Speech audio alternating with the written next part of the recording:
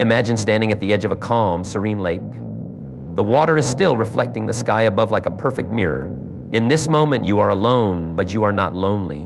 You are at peace with yourself, content in your own company. This is the power of learning to be happy alone, and it's a journey we're about to embark on together. In a world that often emphasizes relationships, connections, and constant interaction, the idea of being alone can seem daunting, even frightening to some. We're bombarded with messages that tell us we need others to be complete, to be happy, to be successful. But what if I told you that one of the most powerful relationships you can cultivate is the one you have with yourself? What if true happiness and fulfillment could be found not in the company of others, but in the quiet moments of solitude? Learning to be happy alone is not about isolating yourself from the world or rejecting relationships. It's about developing a strong sense of self, a deep inner peace, and the ability to find joy and contentment regardless of your external circumstances. It's about becoming your own best friend, your own source of comfort and inspiration. I think about it for a moment. How often have you felt lonely in a crowd? How many times have you felt disconnected even when surrounded by people? On the flip side, how many times have you felt a deep sense of peace and joy when you're by yourself, engaged in an activity you love, or simply being present in the moment? These experiences hint at a profound truth: happiness doesn't come from outside ourselves, it comes from within. But let's be honest, being alone can be challenging, especially in a society that often equates being alone with being lonely. We're social creatures by nature, and the need for connection is deeply ingrained in us. However, there's a big difference between being alone and being lonely. Loneliness is a feeling of disconnection, a sense of lacking meaningful relationships. Being alone, on the other hand, is simply a state of being by oneself. And it's possible to be alone without feeling lonely, just as it's possible to feel lonely in a crowd. Learning to be happy alone is a skill, and like any skill, it takes practice and patience to develop.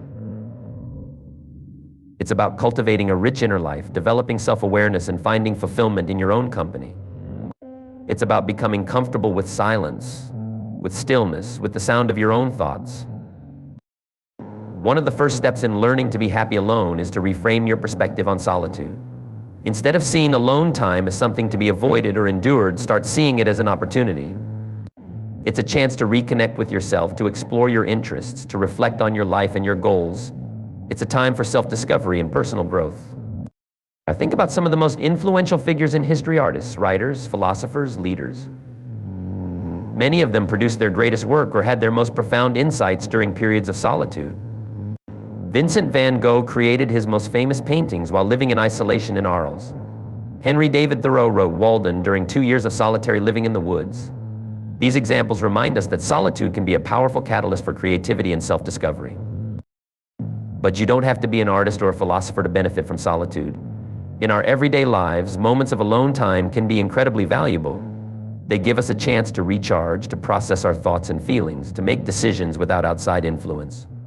In the quiet of solitude, we can hear our own inner voice more clearly, unclouded by the opinions and expectations of others. One powerful way to start embracing solitude is to engage in activities you enjoy by yourself. Maybe it's reading a book, taking a walk in nature, cooking a delicious meal, or working on a hobby. When you do things you love on your own, you start to associate being alone with positive experiences. You learn that you don't need others to enjoy life's pleasures. Another important aspect of learning to be happy alone is developing self-awareness. This means getting to know yourself, your thoughts, your feelings, your desires, your fears.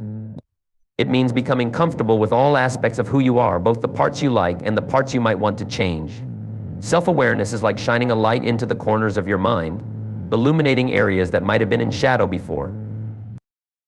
One way to cultivate self-awareness is through practices like meditation or journaling. These activities allow you to observe your thoughts and feelings without judgment, to explore your inner landscape. As you become more self-aware, you'll likely find that you enjoy your own company more. You become more interesting to yourself, and that makes being alone more enjoyable. Learning to be happy alone also involves developing self-reliance. This doesn't mean you never need or want help from others. It means you trust in your ability to handle life's challenges, to make decisions, to take care of yourself.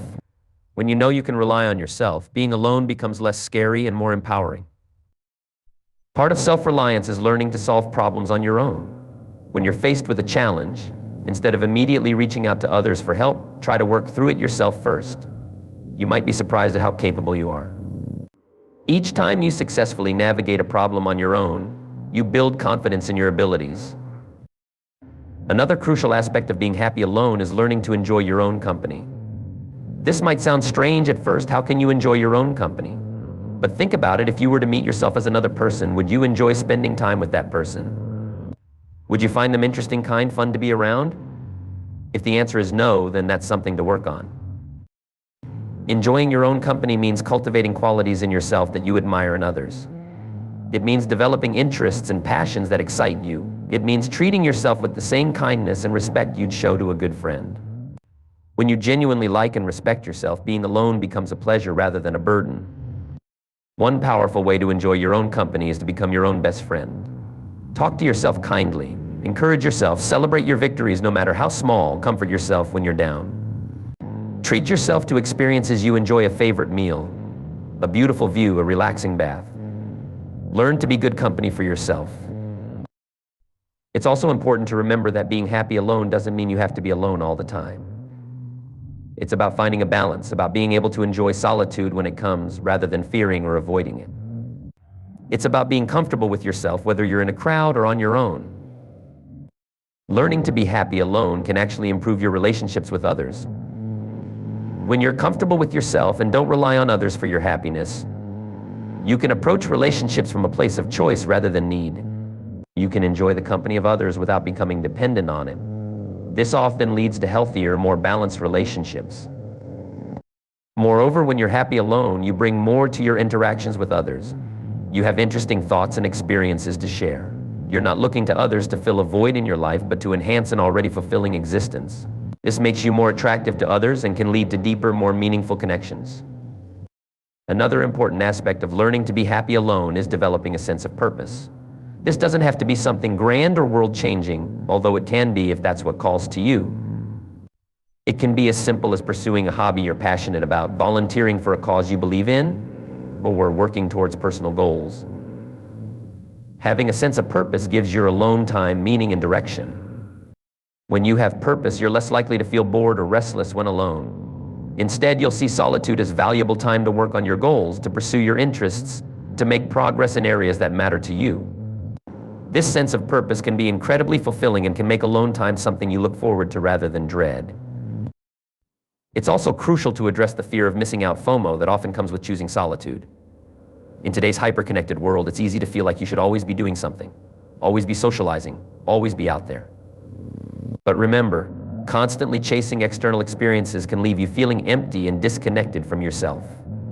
Sometimes, the most rewarding experiences happen in moments of quiet solitude. Instead of fearing missing out, try cultivating a joy of missing out, JOMO. Appreciate the peace that comes with not always being connected, not always being busy. Enjoy the freedom to choose how you spend your time without the pressure of social obligations. Remember, every time you say yes to something, you're saying no to something else, including time with yourself. Learning to be happy alone also involves facing and overcoming loneliness when it does arise. It's natural to feel lonely sometimes, even when you're generally content being alone. The key is not to let these feelings overwhelm you or drive you to unhealthy behaviors. Instead, see loneliness as a signal. Perhaps you need more meaningful connections in your life, or maybe you need to deepen your relationship with yourself. When feelings of loneliness arise, try to sit with them rather than immediately trying to distract yourself or seek out company. Explore what's behind these feelings. Often, loneliness is not about being physically alone, but about feeling disconnected or misunderstood. By understanding the root of your loneliness, you can address it more effectively. Remember, too, that being happy alone doesn't mean you never feel negative emotions. It's okay to feel sad, angry, or frustrated sometimes, even when you're by yourself. The goal is not to always feel positive, but to be able to handle a range of emotions on your own, to be your own source of comfort and support. As you learn to be happy alone, you may find that you become more selective about how you spend your time and who you spend it with. This is a positive development. It means you value your time and energy, and you're not willing to waste them on unfulfilling activities or relationships. You may have fewer social engagements, but the ones you do have will likely be more meaningful and enjoyable. Another powerful aspect of learning to be happy alone is the freedom it brings. When you're comfortable being alone, you're free to make choices based on your own desires and values, not on the fear of being alone. You can travel solo if you want to, move to a new city, change careers, or simply spend a quiet evening at home without feeling like you're missing out. This freedom extends to your personal growth as well. When you're comfortable being alone, you have the space to work on yourself, to face your fears, to challenge your beliefs, to become the person you want to be. You're not constrained by others' expectations or the fear of judgment. You can explore new ideas, try new things, and grow in ways that might not be possible if you were always in the company of others. Learning to be happy alone can also lead to a deeper appreciation of the present moment. When you're comfortable with solitude, you're more likely to be fully present in whatever you're doing rather than always seeking distraction or company. You can fully immerse yourself in a book, lose yourself in the beauty of nature, or simply enjoy the peace of a quiet moment. This ability to be present can greatly enhance your overall happiness and life satisfaction. Subscribe for more videos.